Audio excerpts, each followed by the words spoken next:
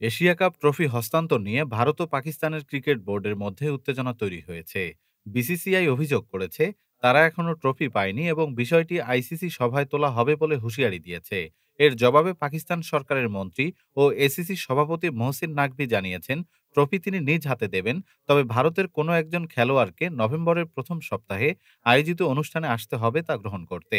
ভারতীয় বোর্ড বিষয়টি নিয়ে নাকভিকে ইমেল করেও অনুরোধ জানিয়েছিল, তবে নাকভি স্পষ্ট জানিয়ে দিয়েছেন তার অনুপস্থিতিতে ট্রফি কারো হাতে তুলে দেওয়া যাবে না।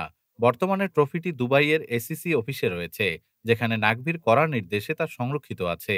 বিসিসিআই জানিয়ে দিয়েছে তারা নাকভির কাছ থেকে সরাসরি ট্রফি নিতে রাজি নয়, ফলে বিষয়টি শেষ পর্যন্ত আইসিসির বৈঠকে গড়াতে পারে। এই বিতর্ক আরও উত্তপ্ত হয়েছে যখন জানা যায় নাকভি ট্রফি হস্তান্তরের জন্য ভারতের পক্ষ থেকে প্রতিনিধি চেয়েছেন এবং সরাসরি বলেন, তোমাদের একজন এসো, ট্রফি ওর হাতেই দেব। ডেস্ক রিপোর্ট, আজ বার্তা।